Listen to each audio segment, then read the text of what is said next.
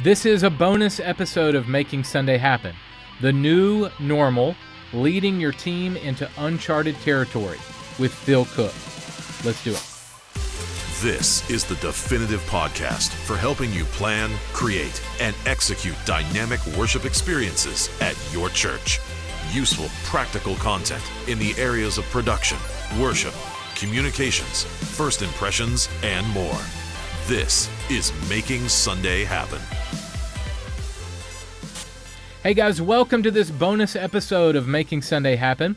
We are releasing a few bonus episodes of the podcast all about the new normal. So information and ideas for opening your church building back up. This week I welcome my friend, church media consultant Phil Cooke. Phil and I have been involved with the National Religious Broadcasters Convention together for a long time. He's an author, speaker, media producer.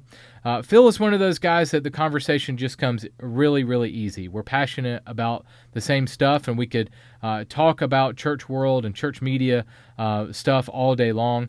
I asked Phil to come on and talk with me mainly about how to lead your team through this crazy uncharted territory as we navigate our way back to reopening our churches. So what does the new normal look like when it comes to leading our teams?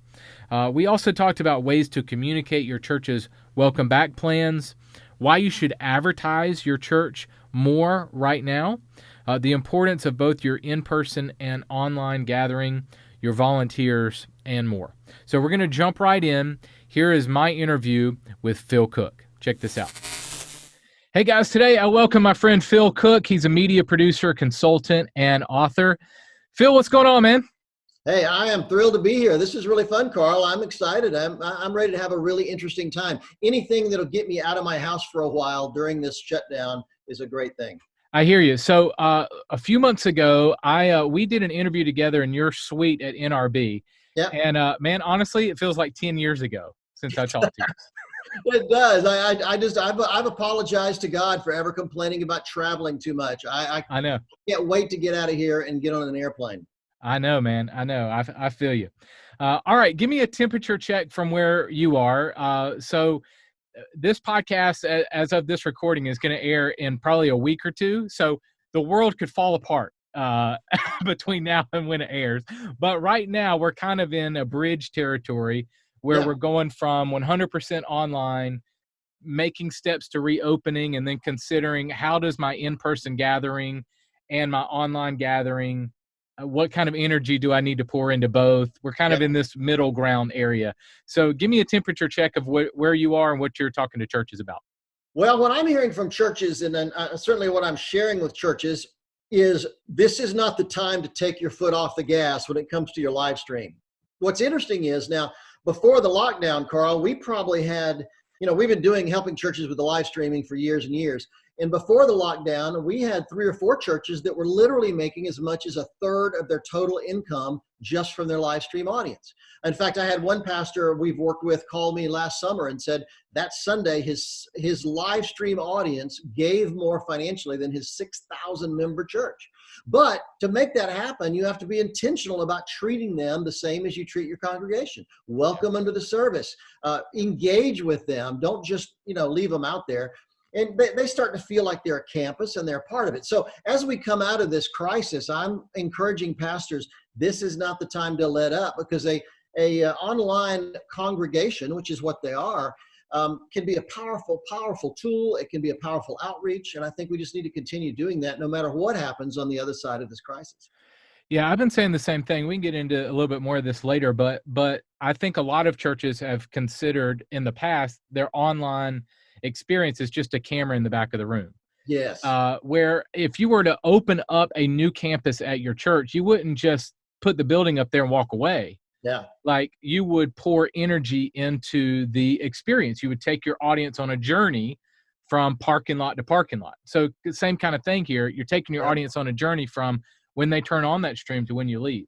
Do you agree? True. I actually had a pastor that tell me he dropped his live before the shutdown. He dropped his live stream because he was only having 15 or 20 people watch. And I said, hey, If 15 or 20 new visitors came to your church on Sunday, you would roll out the red carpet. You'd go down and meet them. You'd talk with them. You'd welcome them, make them feel like $1 million. So why don't we do that with 10 or 15 or 20 people that are watching online? So it's not a matter of starting small. I think if you just engage and treat them like a legitimate conversation and be intentional about the relationship, it will grow and you'll just see some amazing things happen. Well, one of the recent blog posts that you've written is on how to lead your team through uncharted territory, and we're definitely in that. I mean, nothing is normal right now. So I'd love to talk with you a few minutes about that. Give me an overview of how we've kind of completely gone off the map as it relates to leading our teams effectively. Well, it's interesting. This is the first time in history, staying on the subject of the live stream thing, this is the first time in history that 100% of the congregation is now on the other side of that camera. Used to be, as you said, we just set up a camera in the back of the room and said, hey, here's what our service is like if you want to watch. But right now, everybody's there. And so leading becomes a whole different experience because we're not connected like we were. We're not seeing people in the office anymore like we were. We're certainly not seeing congregation people at all. So I think how we lead our churches, how we lead ministries, nonprofits, is having to really shift during this particular time. Plus, I think this is an accelerant to moving into the digital world. So many pastors have just told me, leading up to this shutdown, have told me, well, Phil, I don't mind doing the online thing, but that's not real ministry. I don't think that's real ministry. I think those guys have changed their mind in the last 4 or 5 weeks. But it's also good to remember that the digital realm is not a matter of just videotaping what you do in the physical world and putting it online. The digital world is a whole different experience. I mean, YouVersion Bible app is a great example. When Bobby Grunwald and his team created that, they didn't have a PDF of Bible pages that you tried to turn online. They created a whole different experience for understanding the Bible and reading the Bible through that app. So that's the way we have to view this. So naturally, leadership has to undergo, I think, that same kind of transition. Do you think we're going to shift to where we don't just go back to the way things were normal? Do you think that senior leadership has kind of been pushed in this area of, okay, I now see the need to pour energy, resources, time, money, staff into both experiences? Absolutely. I'll give you a great example. In my experience, and probably you would say this too, virtually 100% of new visitors will check you out online before they come to visit your church. So why is your website so lame? I'm just shocked that churches put up such junk online for a website. So in my book, if that's the thing, if your website is what ultimately helps them decide whether or not to actually visit your church, your website in many ways ought to be the best thing you do. I mean, if that's the key to getting more visitors, make it amazing. So I think that's a good example of the fact that we just have to start realizing that this digital era has changed the way we do ministry. I mean, a good example is Paul. I mean, Paul founded the church off letters. Letters were the dominant media platform of his time. But you know what? They cut through, they did the job, they built the church as we know it. Well, today, there's a whole different array of media platforms out there. And if we don't engage with those, and by the way, Carl, as you know, it's not how we want to reach people, it's how they want to reach us.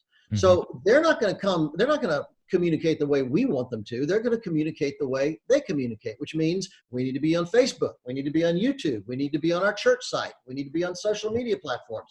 It's critically important that we understand how people communicate if we're going to be effective today.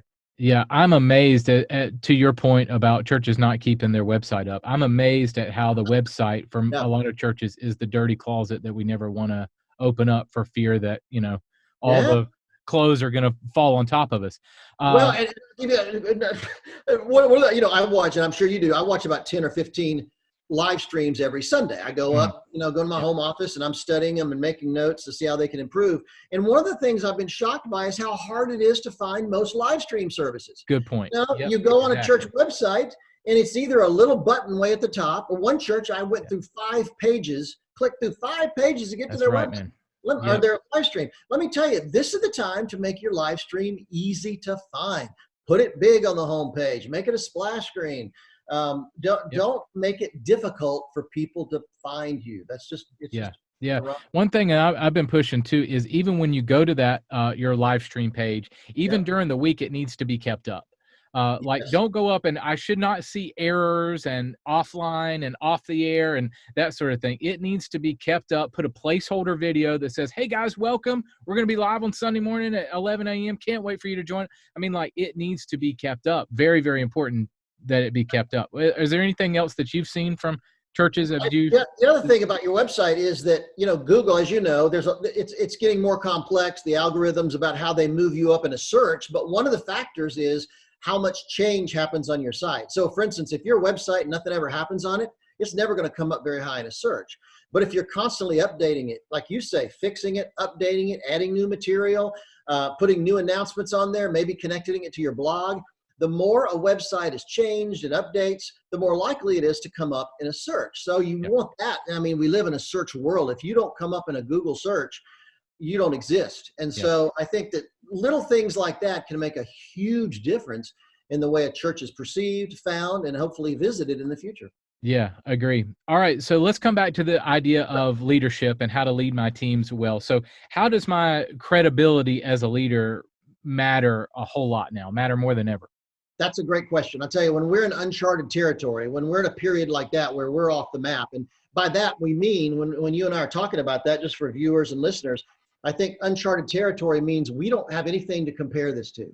During this COVID-19 shutdown, we've never been in a situation like this before, particularly with churches and ministry organizations. So when we're off the map, when we have no benchmarks, nothing to compare it to, your credibility as a leader matters more than ever. Let me tell you, when we're in uncharted territory, nobody cares about your title. Nobody cares about the size of your office. Nobody cares about where you are in the organizational chart. They want to know, do you have a plan for getting us out of this mess?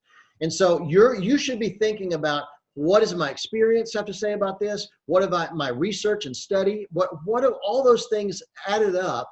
What do they say about me as a leader? And I'll say this, Carl, this is important, that I don't think leaders are not born in a crisis. They're discovered in a crisis.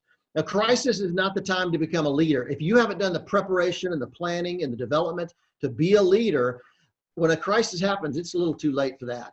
But you can be discovered in a crisis if you're ready, prepared, and step up. So credibility really matters. Don't fall back on your job title. So many pastors and leaders, I think, fall back on a job title or, the size of their church, the size of their ministry. I'll tell you, in a crisis, the best ideas win, and you need to be that person. So speaking on that, give me some pointers on, as a leader, how can I listen to anybody in the organization? Maybe not just my right-hand guy, but the best idea might come from the janitor. That's true. That's a great follow-up. I've been on many film sets as a director and a producer where we would get to a scene and we could not figure out how to make it work. I mean, the director of photography, the other producers, the writer, for some reason, it just wasn't working and we had no answers. And lo and behold, out of nowhere, an assistant, the lowest person on the food chain on the crew, stepped up and had the answer and saved the scene. And I learned years ago that, let me tell you, I don't have to take all their ideas. I don't have to listen to everything they have to say, but I'm open to anybody who's got an idea that will help us get to the next level. So, leaders very often hunker down with the closest group around them, the executive pastor, the youth leader, whatever, and that's okay. But you also need to be open. John Maxwell says a leader needs to walk through the factory. That means he needs to go to the loading dock. He needs to go to whatever his company does. Listen to everybody, get to know them, talk to them, because they're the people on the front lines. And when I think of front lines in ministry, I often think the greeters, the ushers, people who are talking to people every day during the service. What do they have to say? So I just think it's important to start listening. And here's the thing. You never know where that next great idea is going to come from. And that next great idea could be your roadmap out of this mess. So learn to listen. What about ditching my assumptions, or maybe the importance of saying that I'm wrong, being wrong? That's hard for leaders to do. But in a crisis, let me tell you something. As I said, we're off the map. We don't know what we're doing. So you're likely to make some mistakes. We're likely to make a decision or launch a strategy that doesn't work out. Here's the thing. Leaders really fear that people will lose trust in them, lose confidence in them if they start admitting they've made a mistake. But it's exactly the opposite.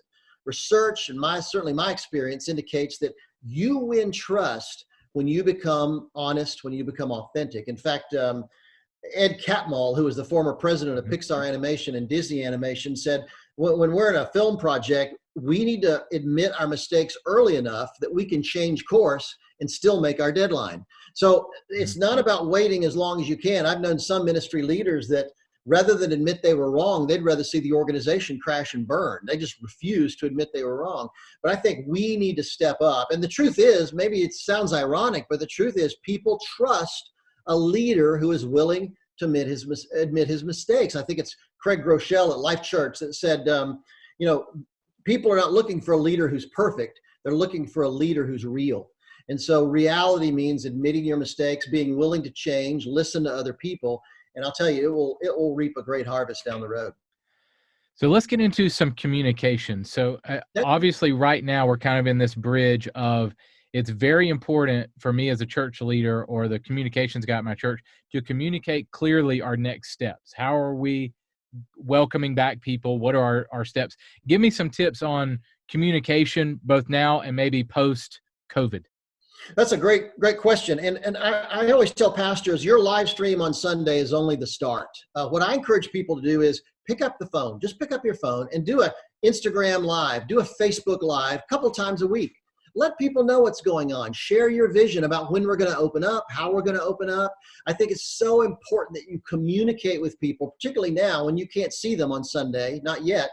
Communicate now through this. You can do it in a multitude of ways. As you know, the minute you go live on Facebook or Instagram, they send a notification out to all your followers.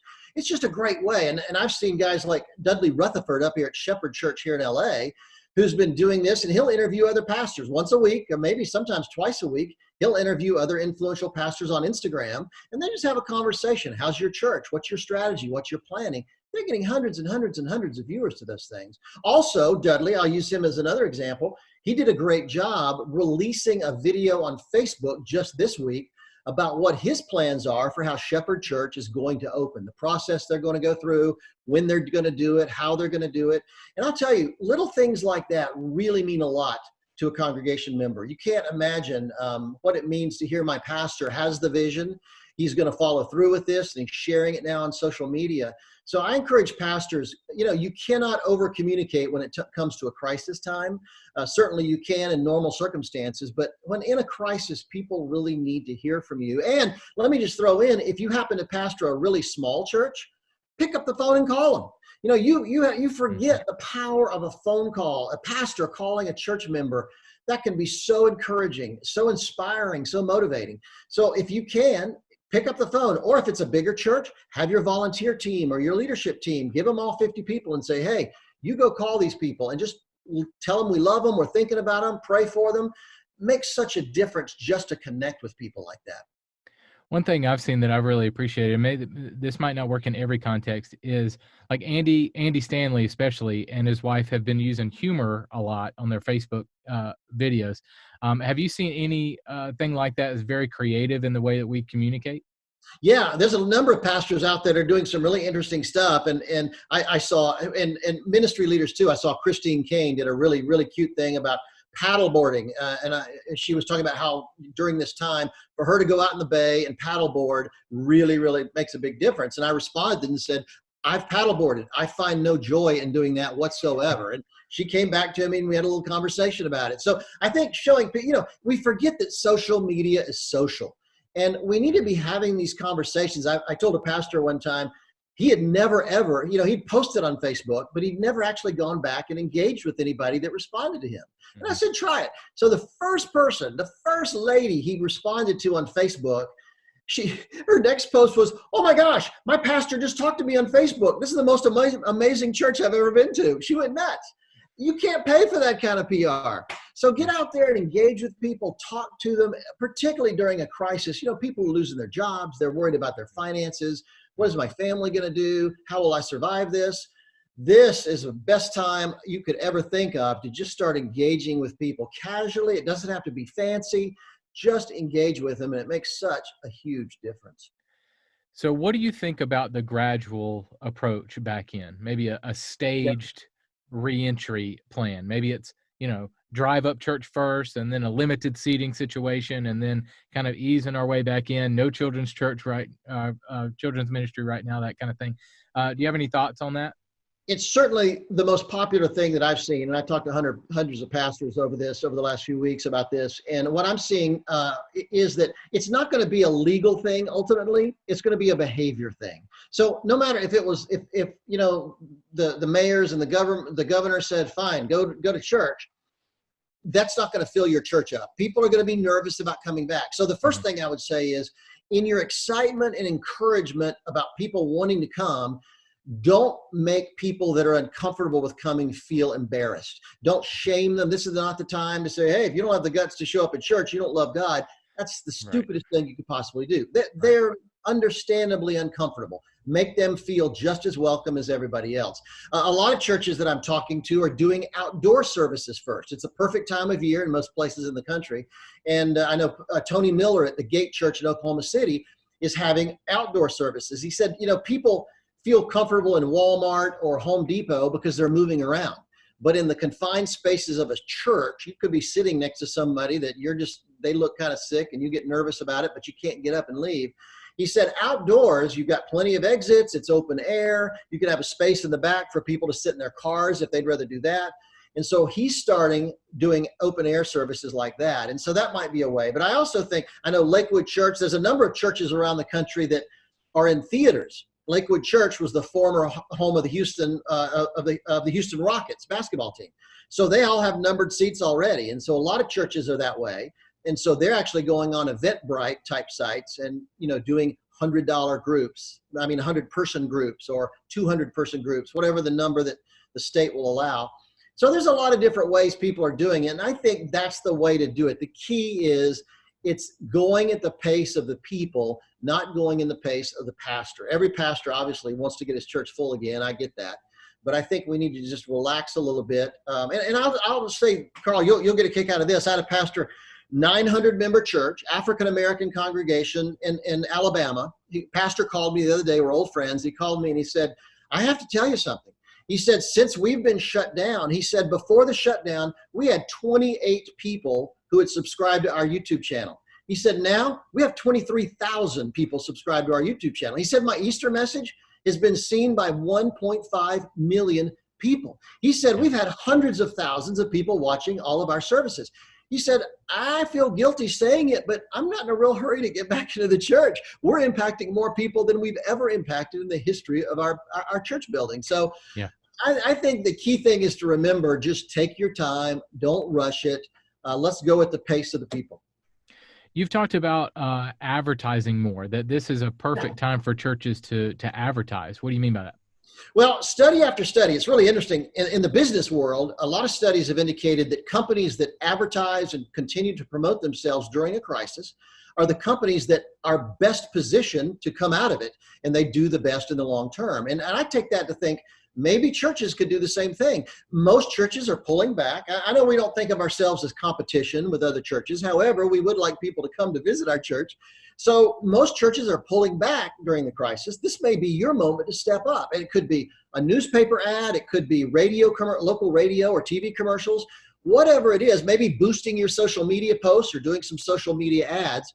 But whatever it is, I think the runway is pretty empty right now, and this would be the time to get your church name out there. Even if you're doing outreaches, make sure the church logo is on the side of the van or the side of the truck you're working with. And because what you want ultimately is, as we come out of the crisis, you want your church to be on the forefront of people's minds. And they're more likely to visit you if that perception is a really positive thing. So I just encourage churches of any size, think in terms of how you get your name out there right now, because I think it will have long-term consequences. Well, as we wrap today, talk about volunteers for a second, the importance of leading volunteers.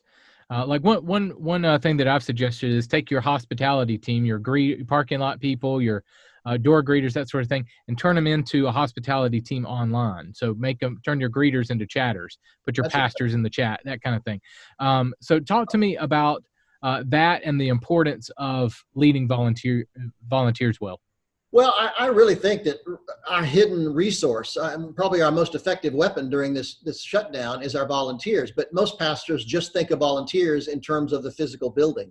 And yet we don't realize that we could activate them just as you say. We could activate them online. We could ask them to start calling church members, get them motivated and excited about coming back. There's so many things volunteers could do, even now, starting to get your building ready. We know that we're going to want to change certain things about how we, disinfect things and sanitize things, and how we want to get people in and out, more exits, and get people, offering masks or whatever. Now's the time to start planning that and thinking about that. So I would really encourage, maybe you need to do a Zoom call with your volunteer team. Start kicking around ideas for what we should be thinking about now, so when the doors do open, we're ready. But there's no question that your hospitality idea is brilliant. I love that idea, because that could happen right away. Right. Well, man, you're in Hollywood, and I found it interesting that the church right now is producing more content than Hollywood. So obviously the streets are empty your way? Or yeah. No film trucks riding around, huh? I can look out my home office here, look across the valley I'm in Burbank where I'm at, and see Walt Disney Studios, Universal Studios, Warner Brothers Studios, the Cartoon Network, and more. And they're just literally shut down. I mean, they're just shut down. My wife and I were talking at breakfast this morning that we're expecting to see an awful lot of reruns in the fall, because they haven't been in production on any programs. And so it's funny that when Hollywood is shut down, the church has really stepped up, and we're creating more content, certainly more programming than Hollywood is doing right now. And I just think that's a remarkable thing to reflect on, and it's going to have an impact in the culture. And by the way, we know that not only are the live stream viewers way up, but the viewers of Christian television programming and radio programming are way, way up. So this is the time as Christians, if you ever had an idea for a television program or some, an online show, this is the time to step up, because we know more people are watching. They're concerned. They're looking for hope. They're looking for answers. This is the time, I think, to get our voice heard. Well, speaking of that, media guys, communications people, they're really unsung heroes right now in church world, don't you think? Totally. I'm telling pastors. In fact, I had a pastor call me the other day, and he said, Phil, I love missions. I love our educational outreaches. I love all the work that we do as a church. But if it wasn't for my communication and media team right now, I would be out of business. Our church would not exist. And I know many of these communication leaders have been working day and night for weeks and weeks and weeks. In fact, Dan Wathen, our executive producer here at Cooke Media Group, our production company, mentioned the other day, he said, Phil, as I look at most of these social media feeds of church communication teams and media teams, I can tell they're really tired. He said they're exhausted. Yeah. And he said, maybe you need to do a blog post or start talking to pastors about giving these guys a break, because they certainly deserve it. And so I'm just grateful for every communication media person at a church, because they've really gone above and beyond. They really have. Well, man, thank you so much for your time. My best to your lovely wife, and hope you guys are remaining to be safe. And man, can't wait to see you on the road again. Well, thank you, Carl. I've enjoyed it. This has been a great time, and I love what you're doing. Y'all take care. Yeah, thanks, man. The show notes for this episode are available now at makingsundayhappen.com. Well, hey guys, as I leave you today, I want you to be sure to check out all of our resources for helping you craft your online worship experiences at 1230.media/church online. 1230.media/church online. There's a fantastic book there called the Church Online Guide that is a really, really comprehensive handbook on how to craft your online worship experiences. Also, our entire Church Online Tips web series is there absolutely free for you to check out. 1230.media/church online. We'll continue to create amazing worship experiences at your church, both in person and online this week. I love you guys. I'll see you next time. Making Sunday Happen is a production of the ministry of 1230 Media. For show notes, archive episodes, and more free resources for your church, visit makingsundayhappen.com.